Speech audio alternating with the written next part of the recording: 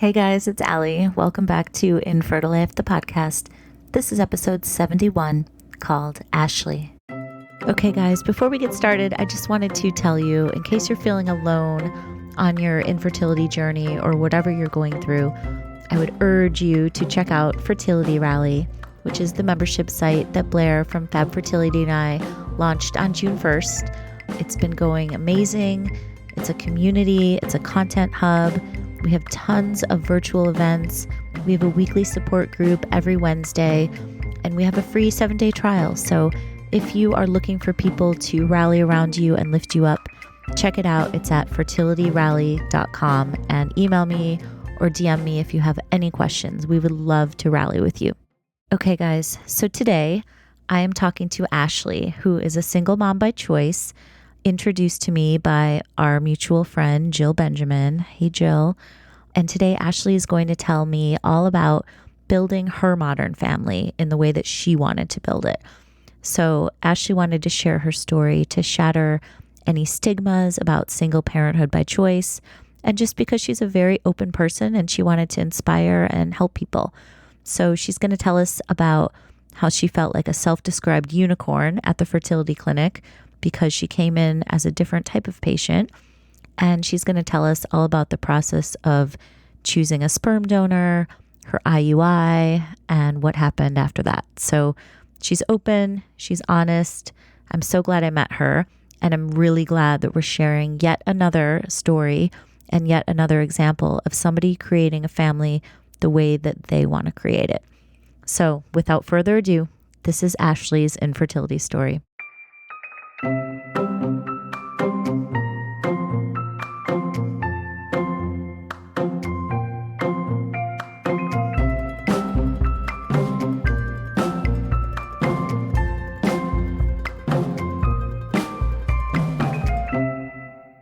Hi, Ashley. Thank you so much for doing this today.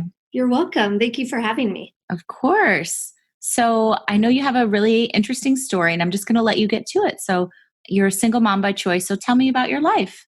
Yes, so I'm a single mom of a 10-year-old boy, and it definitely is a path that I never anticipated taking. And I love to share my story, mostly because I feel like it is a little bit unique and potentially there is stigma about it. But once I tell my story to friends and friends of friends, I always find that the feedback is phenomenal, and there's always someone else that someone wants me to talk with. Mm-hmm. So my journey started, I was married and divorced in my 20s, and I always thought that I would meet another man, get married, have a kid, and the very traditional route that most people follow. Unfortunately, that just isn't the plan that happened for me.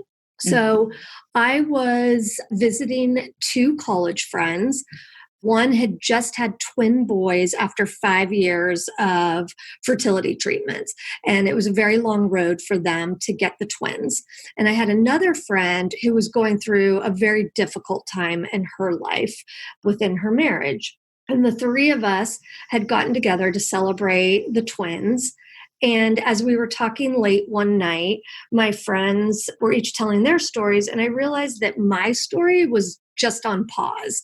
My whole life seemed to just be kind of in a pause mode. And I was expressing that to my friends. And the one who had had the twins said, well, you always said you were going to have a baby by yourself if you hadn't had a baby by 35. And I said, yeah, but that's like now. And that just seems crazy. Like, who would have a baby by themselves? That just doesn't seem like something like anyone would do. And both my friends immediately were like, if anyone can do it, first of all, it's you. But also, you don't know what's going to happen. So my friend was like, just go to the fertility doctor, because it took me 5 years and I had no idea. She's like, you're banking on this life, assuming that you're going to have no problem having children. And, you never know. So she really encouraged me to go to the doctor. So I immediately made an appointment to see a fertility doctor, really thinking like, I just want to know, someday can I have a baby? Mm-hmm. And when I met with the doctor, I had a fabulous doctor. And when I walked in and explained to her what I wanted to do, she walked me through the science of having a baby by yourself. And they do some tests to, kind of see where your body is and all of that. And it was a really interesting process because at no point in the dialogue did they ask me if financially I could afford a baby on my own. But I am a very detailed person. So, of course, I had already run the numbers and figured out that, yes, I probably could manage this on my own. They also didn't ask me anything about like the mental stability and mentally being able to handle this and the emotional side of it. It was all science. Wow. So they didn't really vet you at all, right? Not at all. I mean, that must have felt kind of surprising. It was really surprising. In fact, I called my friend afterwards and I was like, oh my God, they'll put a baby in anyone. And she had said to me, she goes, well, they're the science. Their job is to make humans, not to vet whether or not you would be viable to have the baby after. Right. They're not on the emotional side, right? Right. And it's the same in life, right? Like people have sex and then they have babies. And a lot of people have babies when they shouldn't be having babies or before they're ready financially or whatnot. And that's each person's own path and own story. But for me, I think it was a little bit easier in the process that it was all science-based because I didn't really think about, I obviously had thought a lot before I walked in the door what I was doing, but it's not like I questioned it every time I went to the doctor because it was so scientific. So then, of course, the side of me that loves to learn, I was very intrigued with it. So what were the resources that you were using to learn about it? Just through talking to the doctor and understanding like how they were going to make this happen. I ended up being a little bit of what I self-described as a unicorn at the fertility clinic because every time I would go in for a test or any appointments and they would look at my uterus and everything on the inside, they would always say, oh, such a beautiful uterus, such a great shape, all these things that I would always laugh to the nurse and I would say, oh, I'm fine. I just don't have a man. Right. I'm here as a different type of patient. I'm here to give me the man part. My body, I knew would be fine making a baby after my first appointment with them. But they definitely deal with a lot of women who struggle. Therefore, I didn't look like the other women that had walked in. Right. I didn't get the feeling they had a lot of women like me come in. Or that the nurses had interacted with. Because every time I said that, they were like, oh, what? It's like they got to know women. They didn't get to know men. Gotcha. Okay. Interesting. So the other interesting portion of this was as a single woman who had only communicated with two friends that I was going to go through this process, I had no idea how to choose a sperm donor. Right. I knew I wanted it to be confidential. I didn't want that person to have a relationship with me or anything like that. And I honestly don't know why I made those choices at the time, but it was very firm in my mind because they ask you like, do you want this confidential or do you want to go where you could potentially meet this person later in life? So immediately I went down the confidential route. Okay. Why did you go that route? I don't know at the time. I just thought I'm doing it by myself. I think I had some crazy thoughts in my head, like maybe this person would come back and want to take my child from me. And if I was going to go through this process with doing it by myself, I wanted the end to be by myself. Right. Okay. I don't think that is the case in that situation, but I didn't do any research on the open sperm donor. I only went with I think they call it closed. It's been 10 years, so I don't remember all the terminology. Right. So what was the exact process at that point? Because I know it has changed a lot in the last decade. Were you looking online? Was there I talked to a single mother by choice in my first season, and there was like an actual book, like a booklet that she looked through. Yeah, so they gave me the option. There was a book, which was really funny because it was like you're going to go through almost like trading cards, like which team member am I going to choose? I ended up going with the online choice. There was two sources at the time.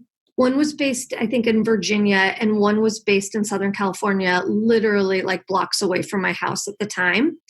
And the process I went through is I had some basics that I wanted. Some made sense and some were a little bit odd. So my basics were I wanted them to be college educated. I wanted them to be a certain height and weight. But then I also wanted them to have 20/20 vision because I have bad vision. I wanted them no allergies because I have allergies, thinking like the balance of that would create a better baby. Right. And then once you kind of put in your different qualifications, I didn't have as many choices as I would have anticipated. I think in one service, I had maybe 3 to 5 choices. And then another service, I had maybe 7 choices. Okay. Oh, also, I wanted someone who had the same background as me from an ethnicity standpoint. Okay. Did that surprise you that the choices were so limited? Did you think you would get like hundreds? I did. I don't know why. I don't know a lot of men who have participated in providing their sperm to clinics, but for some reason I thought this would be a much deeper list of people. Right. It's interesting. Yeah. So then at that point, I kind of came to a standstill of like, okay, well, these all meet my qualifications. And now what do I do? So I was talking to my friends. I ended up buying, you can buy their baby photos because it's confidential. They won't give you photos of them as an adult, Right. but the photos are between 6 months old and 4 years old. So there's 1 or 2 photos. And so I basically was choosing a dad, or dad's not the right word, a sperm donor based on what they looked like as a small child. Right. That's bizarre, right? On bizarre. So of course I was like, well, this kid's super cute, but this kid's not as cute. So I got it down to 3 people. And I think we ended up with the clinic in Virginia. Right after, actually, funny little side story, right after I made this choice and got pregnant, the LA-based clinic started doing advertising of lookalikes. Like this donor looks closest to Brad Pitt, or this one looks closer to Bradley Cooper, which I thought was hilarious. Because you don't necessarily know what they look like as an adult. You only have these baby pictures. You also can buy their audio. Right. Okay. Did which you I do didn't that know too? audio because I felt like that didn't matter to me. I just thought that was an interesting option that I could have purchased. So I got down to these 3, and the clinic I used did a staff impressions. So the nurses would fill out a card, and then they would basically put all the thoughts together in about 5 sentences to describe this donor. So it would be like, he's tall, he walks with authority, he's very kind to everyone he meets, he has a big smile, whatever it was, that was their first impression of him. So interesting.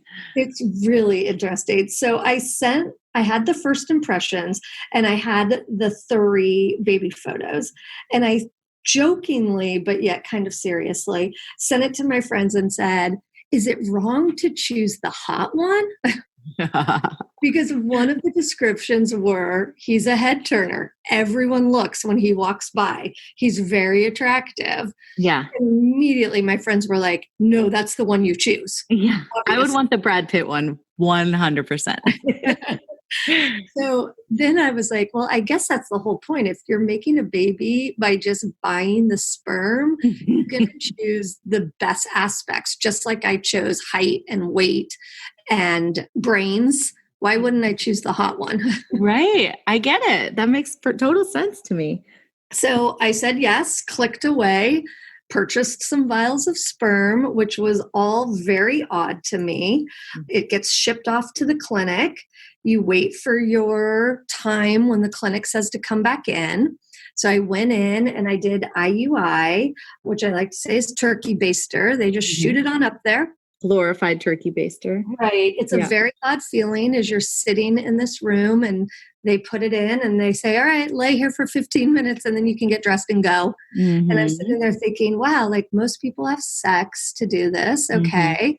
This is a different experience. I'm just going to lie here and just kind of think about what could happen.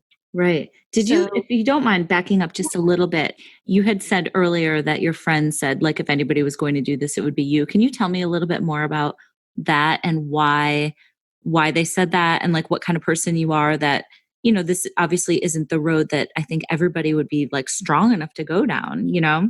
hmm it's interesting because I'm now on the other side of it. And I think a lot of people could do this that maybe don't think they could. I think for me, I'm a planner. I'm very thoughtful. I think out things. I don't just make decisions and go with it.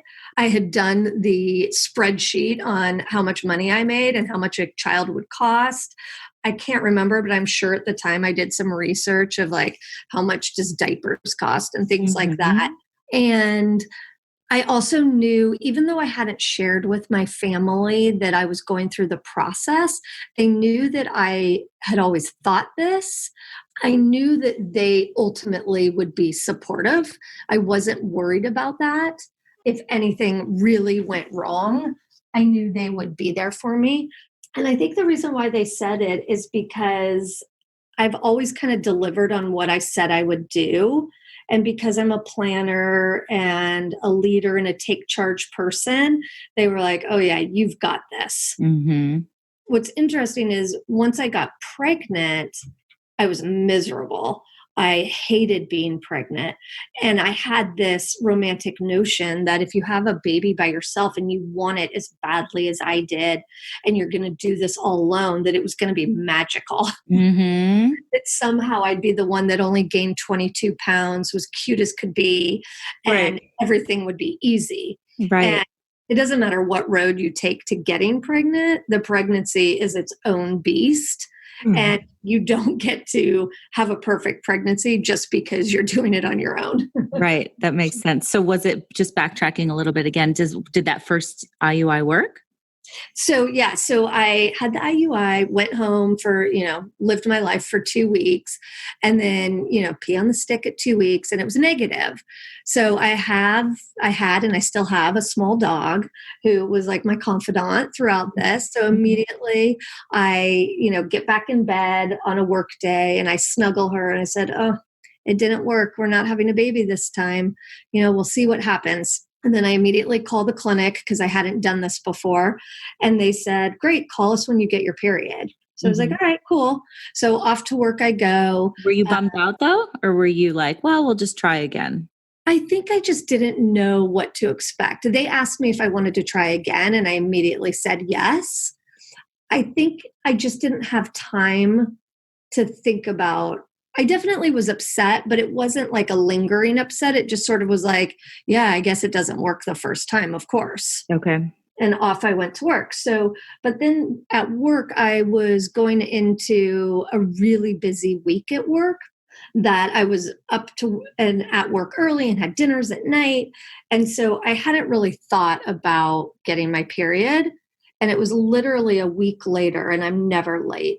I was like, this is really weird that I haven't gotten my period. And of course, because I don't really think about these things, I'm like, is this because I had an IUI and now my period's going to come later than normal? Right. And Like maybe it threw off your cycle. yeah, like I just had no idea. And I was like, well, I did get 2 sticks when I bought the pregnancy test, so we'll just try another one.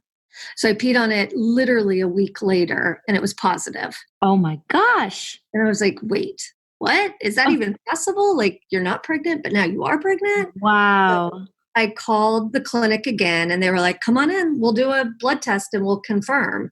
So, of course, I don't think I could go that day. I think I had to wait a day or two, which I was dying because I was like, now, like, am I or am I not?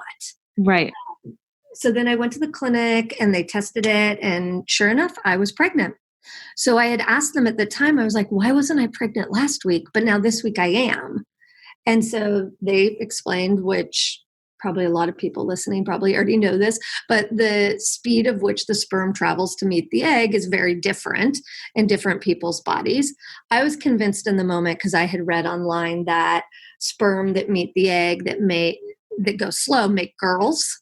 So I was like, yep, I'm having a girl. This is it. As a woman, I thought my life would be great if I had a little mini me. Looking back, I obviously had a boy. And I think having the boy was absolutely right for me, which I'll explain a little bit later.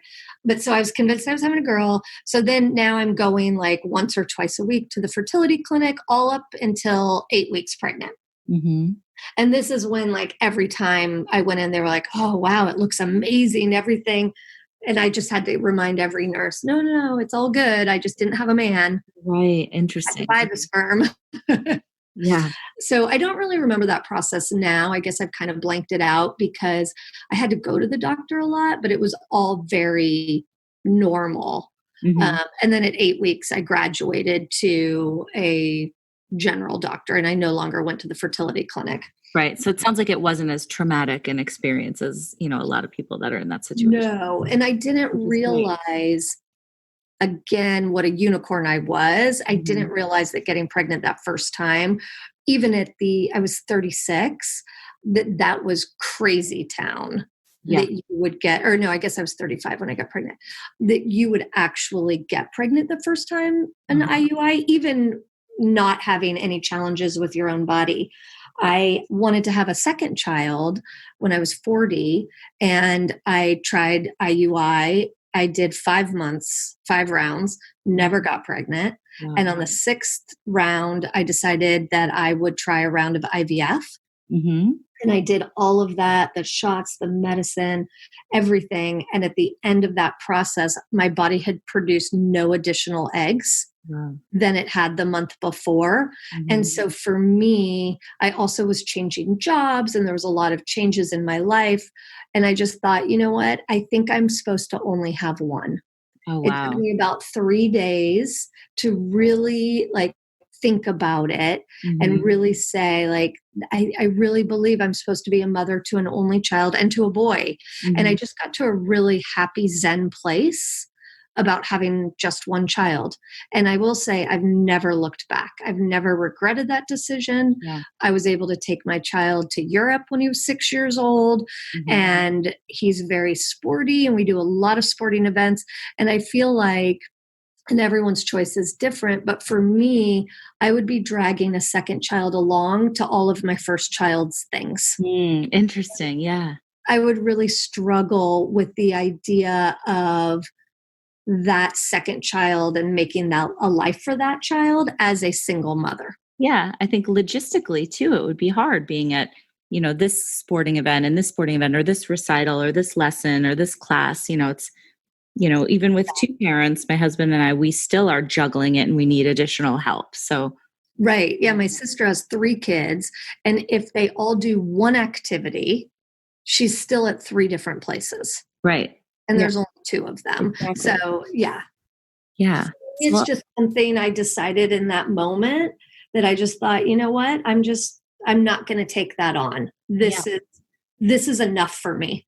Yeah. That's so interesting. So I would love to hear about, the rest of your pregnancy and then the early days of, having an infant. Did you have a lot of help? What was it like when you brought him home from the hospital and the nighttime feedings and all that? So the pregnancy I had mentioned before, I thought it was going to be beautiful and I would glow and I would just be so happy. So I was sick for the first 13 weeks. Not so sick that I couldn't get out of bed, but like putting a toothbrush in my mouth would make me vomit. And then the next phase, starving all the time. So I ate a ton the first 13 weeks because bread was the only thing that didn't make me feel sick to my stomach. And I literally ate bread all day long. I gained 10 pounds in 1 month. Okay. And my doctor told me, you need to slow down on the food. And I looked at her and thought, there's no way I can slow down. Like, I'm barely surviving here. Right. And also, I hadn't told anyone I was pregnant. So I'm also hiding it. I'm a small person. I'm 5'5" and I weigh 120. So the idea of gaining 10 pounds in a month, for me, like, I didn't care about the weight. It was survival mode. Right. I just felt so sick. And then I was hiding it. So at 12 weeks, I was in full maternity clothes and yet not yet sharing that I was pregnant. Okay. So when did you finally tell everybody? So at the end of the 12th week, I was like, I got to tell people. I mean, I just look like I ate myself. And in fact, I remember I told a good friend at work. And the other thing is, no one thought I would be pregnant because I was single. Mm-hmm. So this idea of telling people I was pregnant really got a like double take of like, oh, wait, what? Yeah. But a good friend of mine that I worked with, I told her and she goes, oh, I am so happy to know that. She goes, I was kind of worried about you. I looked over and thought like, wow, she really has gained some weight. Like, I hope she's healthy, which I was really laughing about. I was like, nope, I'm growing a baby. And she knew I had thought about it. And so she's like, it's not surprising to me at all, but it just isn't what people think. You know, if you're happily married, people are like, oh yeah, she must be pregnant. If you're single, it's not even on someone's radar. Right. Did you get any blowback from people? You know, I didn't. There definitely was a lot of whispers. And I think because I am naturally very outgoing and a talker, for me, I was like, don't whisper about it. Just ask me. Like, I will share everything about this.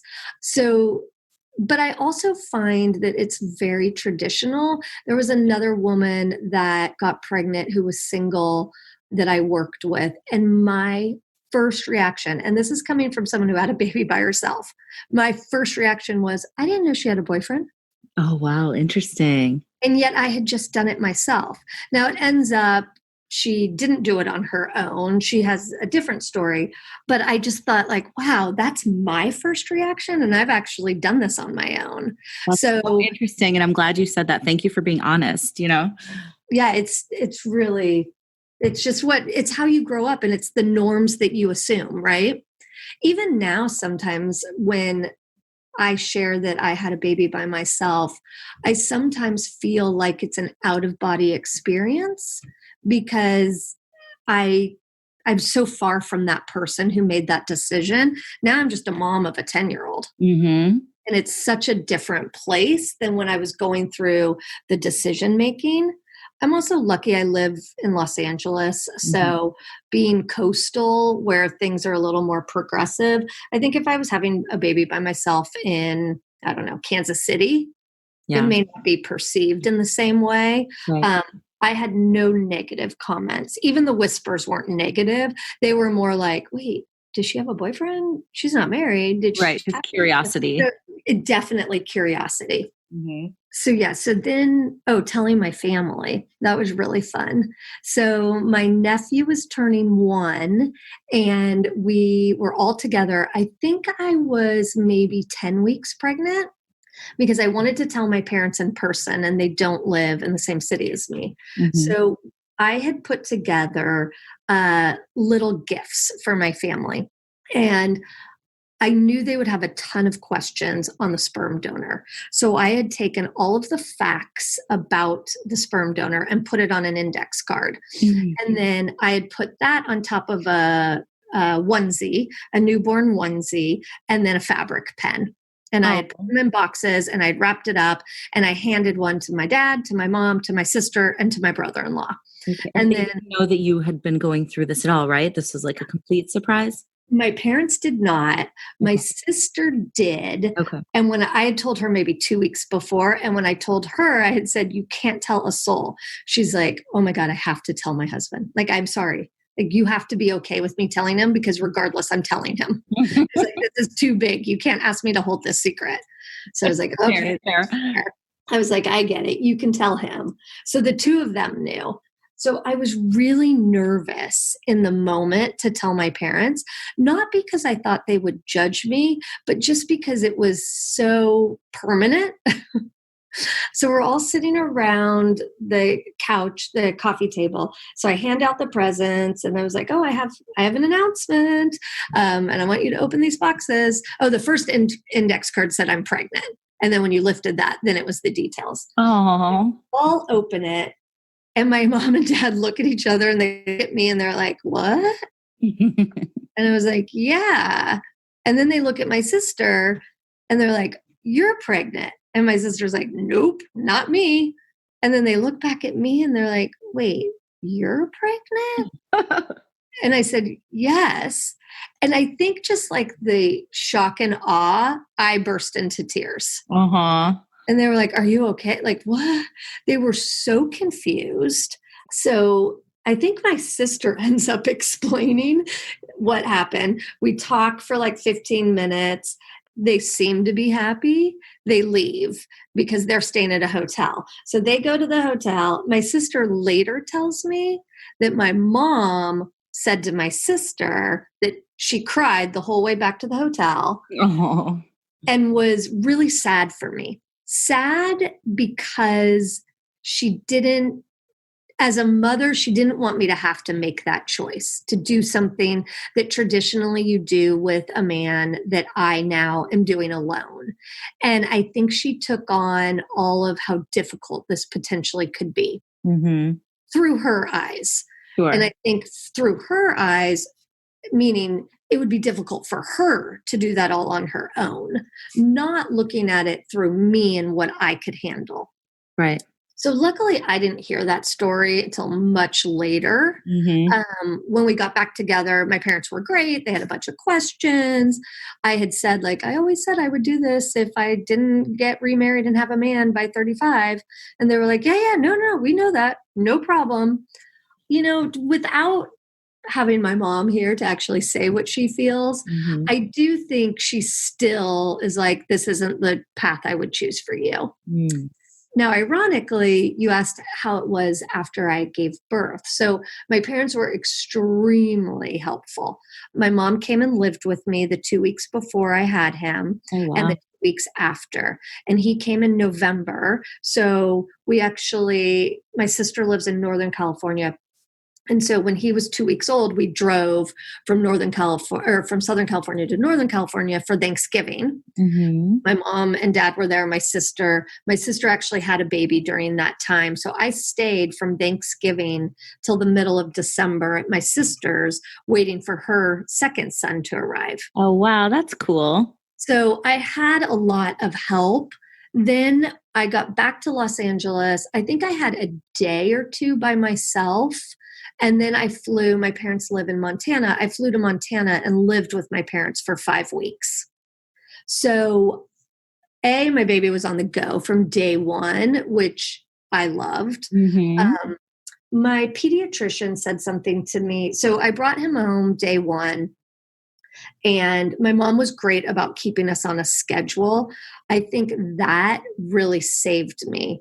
My mom made me bathe him, feed him, put him to bed at a certain time in the evening, and then she put me to bed. So I went to bed at 8 o'clock every night. And she was like, you can watch TV at 2 a.m. when you wake up. You can eat dinner, get in bed. Like, he's going to sleep right now. So the first night I got home, my baby slept for 6 hours. What? 8 a.m. or 8 p.m. to 2 a.m. Wow. I slept the whole time. I actually woke up before he did. I woke up in a pure panic. I was convinced he had died in the night, and that's why he didn't wake me up. I just was like, oh my God. So much so that the next morning I called my pediatrician and I was like, something's wrong. And I explained what happened. And she started laughing and she goes, oh, sweetie. She goes, no, you just have a sleeper. It's great. Like, enjoy this. Because I was like, do I wake him up? I know he's supposed to eat every 3 hours. I also had a big baby. I always say big fat babies are the best because they eat a lot and sleep a lot. So he was 8 pounds, 6 ounces. Oh, wow. And he has been a sleeper since day one. And I really believe that if you can get a good night's sleep, you can do anything. So I never had a night nurse. My mom never woke up in the night to help me. It was he and I, and he just knew what I needed.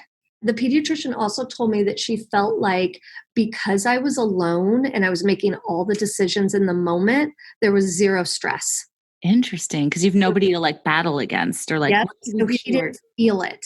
If I was 0 to 3 months, I never let him cry it out. But as he got older and I sleep trained, if I wanted to let him cry it out, there was no one there to say no, let's not do this, or the stress. So all those decisions in the first 2 years, it was pretty easy. Mm-hmm. Because it was mine. And in fact, I had so many friends. I was in a baby group at the time, and I had so many friends who were like, oh my God, your house is so lucky. Mm-hmm. Like, this is the fight I had last night with my husband, or this is the stress I was feeling and I took it out on him. And Totally. so that part, I would say, was absolutely a dream. Yes. I mean, I have to say, and I've said this to my husband too, sometimes when he's out of town, like on a business trip or something, and it's just me and the kids, it is a lot easier because there's nobody, I just do it my own way. And, and like, it's exactly what you said. It's not like we're battling. It's not like what should we do? Or I want to do this. No, let's do this. It's just, you just do it. So I think that makes it have no one to rely on. And there's a double-edged sword to that. You have no one to rely on. So I know it's always me. So I'm not waiting for someone else to do their part and then either being disappointed or not doing it the way I want it or not doing it on the time frame I want. Yes, exactly. You nailed it right there. Exactly. It's always me. Like if the baby cries in the night, I'm the one getting up. So I think for me that created a no stress environment and really made it easy. I actually traveled with my baby up until he was 2 for work. The company I worked for had daycare centers in the cities that I went for work. I would put him in daycare all day. And then inevitably in a city that I was going to, I was meeting with coworkers. Somebody had kids and had a babysitter. That babysitter would come to the hotel room. I had a little pack and play. The one baby item I cannot get rid of is this pack and play because I felt like it was such a part of our success. Oh. It was a little one that popped up. It weighed less than 5 pounds, so I could easily carry it. And it fit in a New York City hotel room bathroom. Whoa. That's insane. I would plop him in there. A babysitter would come in. He was a dream sleeper. And then I would go do my work dinner and come back. So he went to like 9 states before he was 2 years old. Oh my God. You guys, I can tell you guys have like the greatest bond. We absolutely do. In fact, my dad always says, how does he say it? He's like, he's so connected to you. Like he can't do anything without you. And I was like, I'm literally the only person he has. Like I am his person. Yeah. Now that definitely causes some problems now that he's 10. I do have a difficult child, as the doctor has described to me. And it's funny because he's a difficult child in that, as my therapist says, most children push back on the rules maybe once or twice. She's like, your child pushes back 10 times. And then as soon as things are going really well is when he's like, oh, wait, there's room for pushing back here. And then we'll go through like the battlegrounds, as I say. Yeah. And this really started when he was about 4 and he realized he had a voice. So I will say, being a single mom to a very strong boy and hearing from my parents, apparently I was very similar at this age.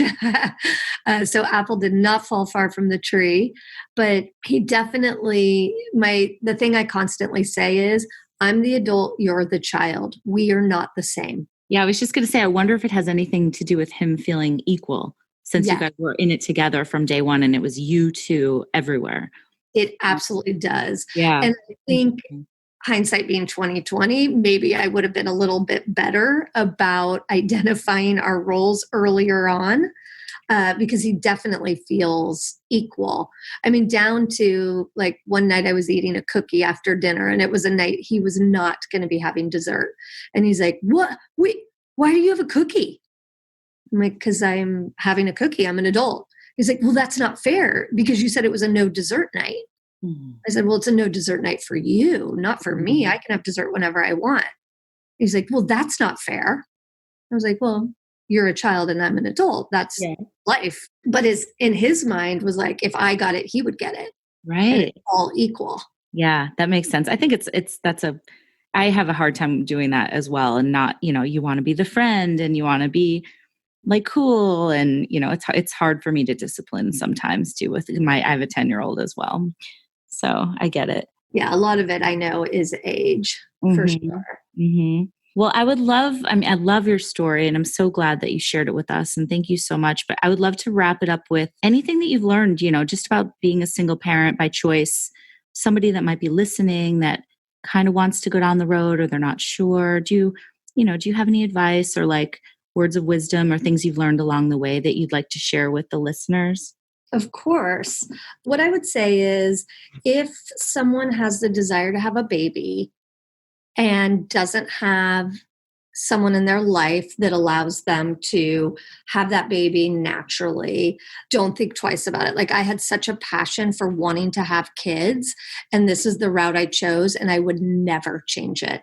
This is the greatest gift that has ever been given to me, is this child and this ability to do this. I would say what I've learned over the time is to build your network. I have an amazing group of friends. I have an amazingly supportive family. I have a network of babysitters. I never said that having a baby by myself would keep me at home all the time. I still go out to dinner with friends, and I did when he was little too.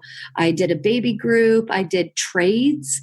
I mean, I was the mom who was like, hey, do you want me to babysit your 6-month-old? And then on Friday night, you'll take mine. Yeah. Most people were not doing. But when you meet other moms, a door opens and people just want to support one another. Being a parent is really hard. I don't care what path you take to getting there, it's difficult. And so, but it's also the greatest joy. So having a network of friends, of sitters, of family. I live in a city where I don't have family. So I don't have the ability to say, hey, mom, can you come and get this or do this? But I do have friends, and I also have babysitters who I call and say, hey, I need help here. So I would say building your village is so helpful. And it doesn't have to be the traditional village of family. It can be however you define it. And then I would say there's never a right time to have a baby, kind of like there's never a right time to buy a house, or you never have enough money, you never have enough time. But if it ultimately is what you want to do, it will work. It absolutely will work. I've had difficult moments, but nothing that would ever say I wouldn't do this again. It really is the greatest joy of my life.